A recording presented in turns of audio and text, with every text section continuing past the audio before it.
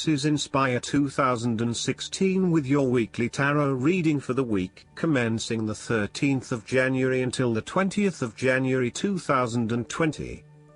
The first card for you is representing, how do you feel about yourself? Your card is the Six of Cups. You want to return to the happy memories of your past, whether as a child, teenager or adult.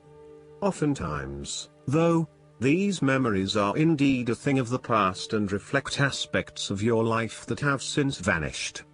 You may feel that the only way to connect to this happiness is to escape into the past where you can reflect on your happy and beautiful memories, instead of dealing with current challenges. This is fine if you are simply taking a walk down memory lane, but it is important that you live in the present and accept your current circumstances rather than always living in the past. Oftentimes, there is nothing wrong with looking back at the good times for inspiration when things are not going so well. In the midst of change and crisis, the Six of Cups suggests that looking back at what you have endured is a good way to assure yourself that, whatever trials lay ahead, you will meet them and you will overcome them as you overcame others. You need to take time out to heal, look back on the past and all the good that lies there. During this period of reflection, there is no need to focus on the negative. Instead, bring all of the positive energy from the past into your present and your future. The fallen cups are now full and upright again, but with blooming flowers that cannot be spilled or washed away. Now that you have looked back, the way forward will be clear and enlightening. The second card for you is representing, what do you want most right now? Your card is the Six of Wands. What do you want most right now is achieving your goals and being publicly acknowledged for your efforts and your results.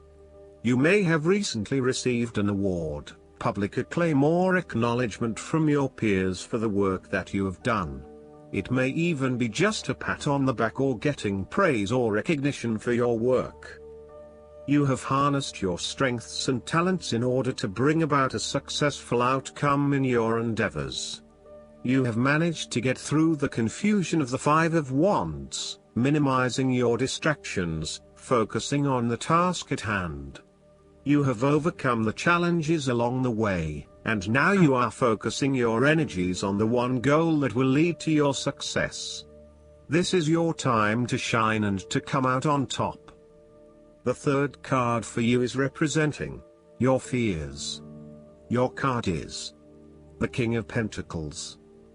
You might be afraid of losing and obsessed with material things, including good food, wine or sex. These can be fun but can also be taken to an extreme. You can also be very stubborn and traditional about some things, which could be exasperating. You will do anything for money.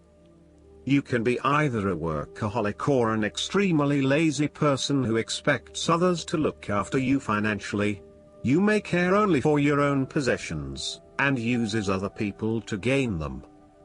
The King of Pentacles can also indicate a male significant figure in your life from the earth signs, who can be highly rigid in his approach.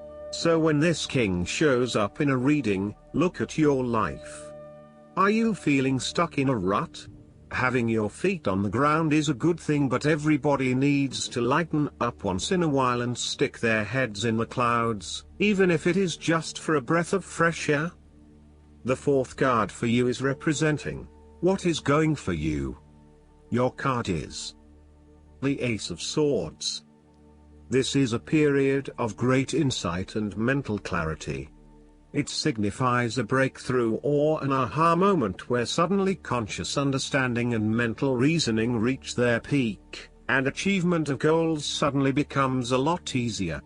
You have a new understanding of some issue that has been of concern, or, in a broader sense, a new worldview, especially in terms of your love and work relationship. This is a perfect time to clear away the fog that has kept you from seeing the inner truth, so that you can now cut to the heart of the matter. This is also a good time to act, And if you set your mind to accomplishing your goals, you can achieve anything you desire. The Ace of Swords highlights a new idea, inspiration, original thinking and creative vision. It represents a point at which you have a new way of thinking and the energy to go with it. You are excited to pursue new opportunities that draw upon your creative and mental abilities. The Ace of Swords also encourages you to seek out the truth of the matter and to find justice.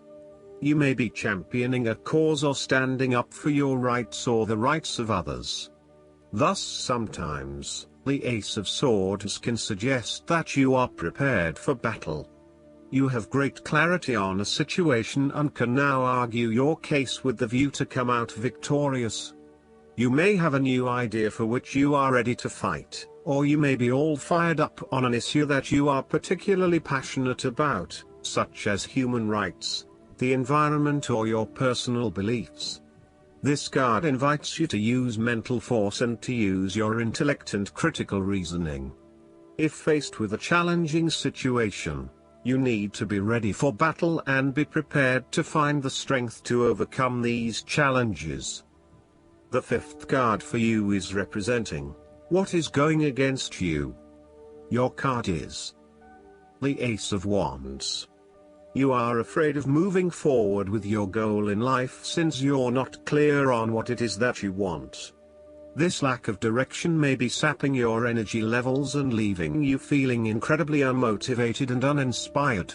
As a result, you are often asking yourself if this is what you really want in life and whether there would be something better elsewhere. However, when you think about what other opportunities might appeal, you may struggle to really know what you want. To remedy this, you need to first focus on where your true passions lie. There is no point working towards a goal if you are not motivated or excited about reaching that goal. So, take some time to contemplate what it is you really aspire to and what you want to achieve out of this situation. You are weighed down by existing responsibilities and commitments and therefore cannot pursue the new ideas that you have. You need to revisit the Ten of Wands and release yourself of some of those burdensome responsibilities so that you can free up your time to pursue your newfound passions. Alternatively, you may take a break from your usual routine in order to allow your new ideas to flourish and grow. The last card for you is representing the likely outcome that you may have. Your card is the Six of Pentacles.